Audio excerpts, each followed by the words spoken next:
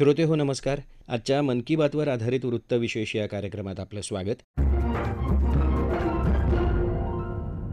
श्रोते हो, देशवासियांनी विविध क्षेत्रात केलेली कामगिरी तसंच निसर्ग पर्यावरणासाठी समाजात होणारं काम, आपला देश स्वच्छ राहावा यासाठी विविध स्तरावर केले जाणारे प्रयत्न अशा विषयांचा उहापोह करत प्रधानमंत्री नरेंद्र मोदी यांनी आज आकाशवाणीच्या मन की बात या कार्यक्रमातून देशवासियांसोबत संवाद साधला.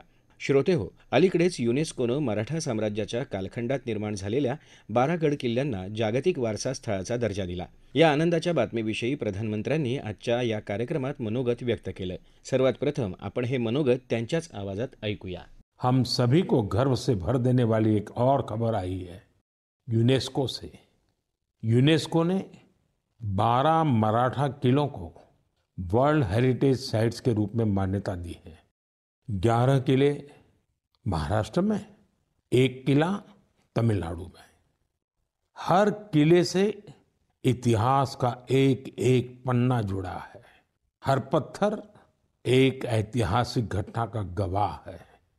सल्लेर का किला, जहां मुगलों की हार हुई, शिवनेरी, जहां छत्रपति शिवाजी महाराज का जन्म हुआ, किला ऐसा जिसे दुश्मन भेद न सके। खांदेरी का किला, समुद्र के बीच बना अद्भुत किला। दुश्मन उन्हें रोकना चाहते थे, लेकिन शिवाजी महाराज ने असंभव को संभव करके दिखा दिया। प्रतापगढ़ का किला, जहां अफजल खान पर जीत हुई, उस गाथा की गूंज आज भी किले की दीवारों में समाई है। विजय दुर्ग, जिसमें गुप्त सुरंगें थी, छत्रपति शिवाजी महाराज की दूरदर्शिता का प्रमाण इस किले में मिलता है। मैंने कुछ साल पहले रायगढ़ का दौरा किया था। छत्रपति शिवाजी महाराज की प्रतिमा के सामने नमन किया था। यह अनुभव जीवन भर मेरे साथ रहेगा। राजस्थान का चित्तौड़गढ़ का किला, कुंभलगढ़ किला, रणथंभौर किला, आमेर किला, जैसलमेर का किला तो विश्व प्रसिद्ध है। कर्नाटका में गुलबर्गा का किला भी बहुत बड़ा है। चित्रदुर्ग के किले की विशालता भी आपको कौतूहल से भर देगी कि उस जमाने में किला बना कैसे होगा। साथियों, उत्तर प्रदेश के बांदा में है कालिंजर किला।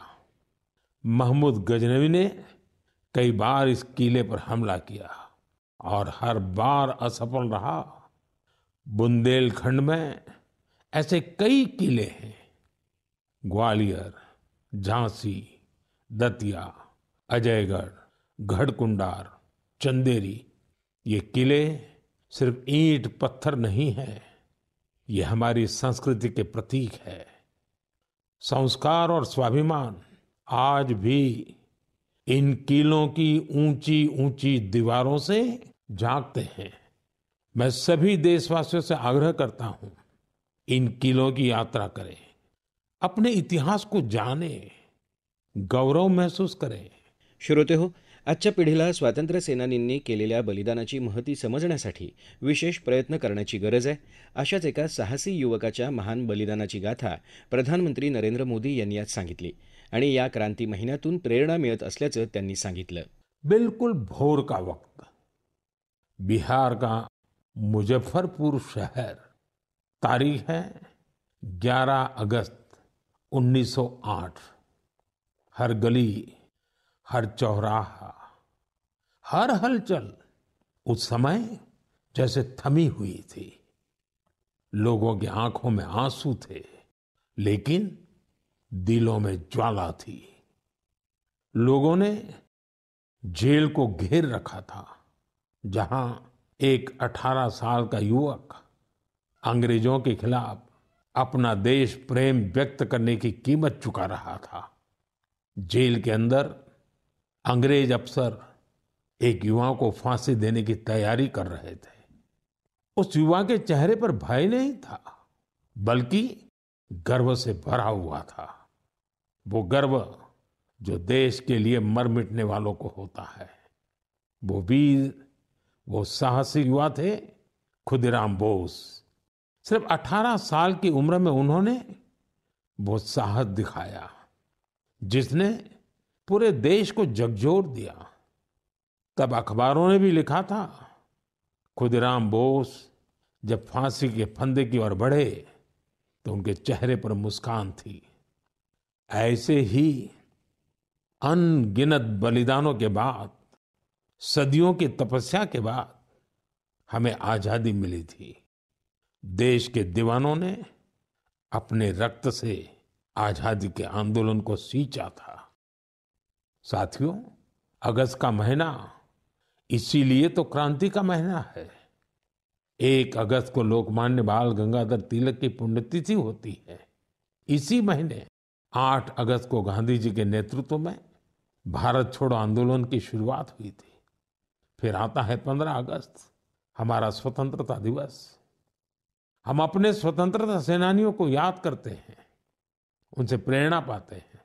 लेकिन साथियों, हमारी आजादी के साथ देश के बंटवारे की टीस भी जुड़ी हुई है। इसलिए हम 14 अगस्त को विभाजन विभीषिका स्मृति दिवस के रूप में मनाते हैं। श्रोते हो, भारतासारख्या प्राचीनतम देशाला संस्कृती, इतिहास, वारसा, परंपरा यांचा खजिनाच मिळालाय. हा खजिना जतन करून तो पुढच्या पिढीकडे आहे तसा सोपवण्याची जबाबदारी आजच्या पिढीवर आहे. हे काम तामिळनाडूत कशा पद्धतीनं केलं जातं, त्याची दखल घेत प्रधानमंत्र्यांनी याविषयी अनोखी माहिती श्रोत्यांना दिली आणि यासंबंधी ज्ञान भारतम मिशनविषयी श्रोत्यांना आवाहन केलं. भारत की संस्कृति का बहुत बड़ा आधार हमारे त्योहार और परंपराएं हैं। लेकिन हमारी संस्कृति की जीवंतता का एक और पक्ष है। ये पक्ष है अपने वर्तमान और अपने इतिहास को डॉक्यूमेंट करते रहना। हमारी असली ताकत वो ज्ञान है जिसे सदियों से पांडुलिपियां, मैन्युस्क्रिप्ट के रूप में सहेजा गया है। इन पांडुलिपियों में विज्ञान है, चिकित्सा की पद्धतियां हैं, संगीत है, दर्शन है और सबसे बड़ी बात वो सोच है जो मानवता के भविष्य को उज्जवल बना सकती है। साथियों, ऐसे असाधारण ज्ञान को, इस विरासत को सहेजना हम सबकी जिम्मेदारी है। हमारे देश में हर कालखंड में कुछ ऐसे लोग हुए हैं जिन्होंने इसे अपनी साधना बना लिया। ऐसे ही एक प्रेरणादायक व्यक्तित्व है मणि मारन जी, जो तमिलनाडु के तंजावुर से हैं। उन्हें लगा कि अगर आज की पीढ़ी तमिल पांडुलिपियां पढ़ना नहीं सीखेगी तो आने वाले समय में ये अनमोल धरोहर खो जाएगी। इसलिए उन्होंने शाम को कक्षाएं शुरू की, जहां छात्र, नौकरी पेशा युवा, रिसर्चर सब यहां आकर के सीखने लगे। मणि मारन जी ने लोगों को सिखाया कि तमिल सुवड़ियल यानी पाम लीफ मैन्युस्क्रिप्ट को पढ़ने और समझने की विधि क्या होती है। आज अनेकों प्रयासों से कई छात्र इस विधा में पारंगत हो चुके हैं। कुछ स्टूडेंट्स ने तो इन पांडुलिपियों के आधार पर ट्रेडिशनल मेडिसिन सिस्टम पर रिसर्च भी शुरू कर दी है। साथियों, सोचिए, अगर ऐसा प्रयास देश भर में हो तो हमारा पुरातन ज्ञान केवल दीवारों में बंद नहीं रहेगा, वो नई पीढ़ी की चेतना का हिस्सा बन जाएगा। इसी सोच से प्रेरित होकर भारत सरकार ने इस वर्ष के बजट में एक ऐतिहासिक पहल की घोषणा की है, ज्ञान भारतम मिशन। इस मिशन के तहत प्राचीन पांडुलिपियों को डिजिटाइज किया जाएगा। फिर एक नेशनल डिजिटल रिपोजिटरी बनाई जाएगी, जहां दुनिया भर के विद्यार्थी, शोधकर्ता भारत की ज्ञान परंपरा से जुड़ सकेंगे। मेरा भी आप सबसे आग्रह है, अगर आप किसी ऐसे प्रयास से जुड़े हैं या जुड़ना चाहते हैं तो माईगॉव या संस्कृति मंत्रालय से जरूर संपर्क कीजिएगा, क्योंकि यह केवल पांडुलिपियां नहीं है, यह भारत की आत्मा के वो अध्याय हैं जिन्हें हमें आने वाली पीढ़ियों को पढ़ाना है। श्रोते हो, आजच्या मन की बातमध्ये प्रधानमंत्री नरेंद्र मोदी यांनी पैठणच्या कविता यांनी पैठणी साडी निर्मिती कशी सुरू केली, तसंच ओदिशातील महिलांनी संथाली साडी विणण्याच्या कलेचं केलेलं पुनरुज्जीवन, खादी ग्रामोद्योगाच्या माध्यमातून होत असलेलं प्रचंड काम याविषयी संवाद साधून आत्मनिर्भर स्वावलंबी बनण्यासाठी सर्व भारतीयांनी व्होकल फॉर लोकल व्हायचं आवाहन केलं. तसंच अमेरिकेत झालेल्या क्रीडा स्पर्धांची माहिती देऊन आपल्या देशानं केलेल्या कामगिरीचं कौतुक केलं. या क्रीडा स्पर्धांची माहिती देताना प्रधानमंत्री नरेंद्र मोदी म्हणाले, क्या आप जानते हैं ओलंपिक के बाद सबसे बड़ा खेल आयोजन कौन सा होता है? इसका उत्तर है world police and fire games. दुनिया भर के पुलिसकर्मी, फायर फाइटर्स, सिक्योरिटी से जुड़े लोग, उनके बीच होने वाला स्पोर्ट्स टूर्नामेंट. इस बार यह टूर्नामेंट अमेरिका में हुआ और इसमें भारत ने इतिहास रच दिया. भारत ने करीब करीब 600 मेडल जीते.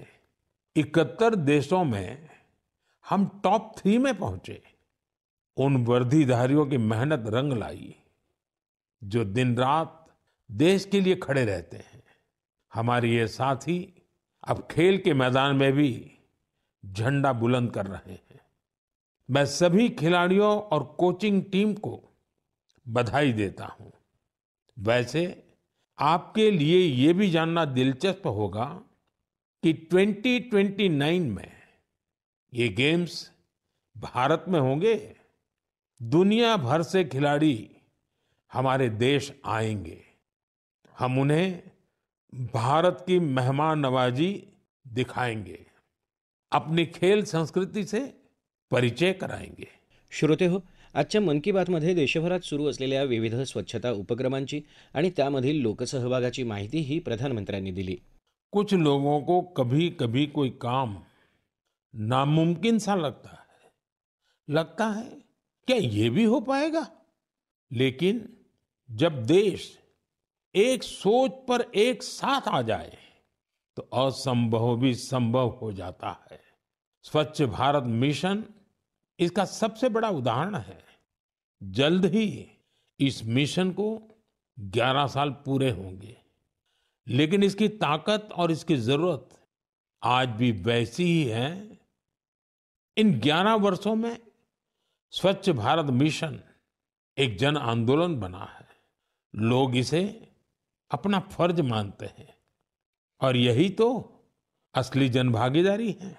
साथियों, हर साल होने वाले स्वच्छ सर्वेक्षण ने इस भावना को और बढ़ाया है. इस साल देश के 4,500 से ज्यादा शहर और कस्बे इससे जुड़े. 15 करोड़ से अधिक लोगों ने इसमें भाग लिया. ये कोई सामान्य संख्या नहीं है. ये स्वच्छ भारत की आवाज है. साथियों, स्वच्छता को लेकर हमारे शहर और कस्बे अपनी जरूरतों और माहौल के हिसाब से अलग अलग तरीकों से काम कर रहे हैं और इनका असर सिर्फ इन शहरों तक नहीं है. पूरा देश इन तरीकों को अपना रहा है. श्रोते हो, निसर्गाविषयी सर्वांनी संवेदनशील राहावं, स्वच्छताग्रही बनावं आणि स्वतःची प्रगती साधताना आणि आपल्या कुटुंबाचा विचार करण्याबरोबरच समाज आणि राष्ट्राचाही विचार केला तर सर्वांचंच कल्याण साधणं शक्य होईल, हे त्यांनी विविध उदाहरणांमधून अधोरेखित केलं. श्रोते हो, आपला वृत्तविशेष हा कार्यक्रम आपण न्यूज ऑन AIR या ॲपवरही लाईव्ह ऐकू शकता आणि यासोबतच आमच्या मुंबई एअर न्यूज या यूट्यूब वाहिनीवर या कार्यक्रमाचं ध्वनिमुद्रण आपल्याला कधीही ऐकता येईल. याबरोबरच आजचा वृत्तविशेष हा कार्यक्रम संपला. हा कार्यक्रम आकाशवाणी मुंबईच्या प्रादेशिक वृत्त विभागानं सादर केला.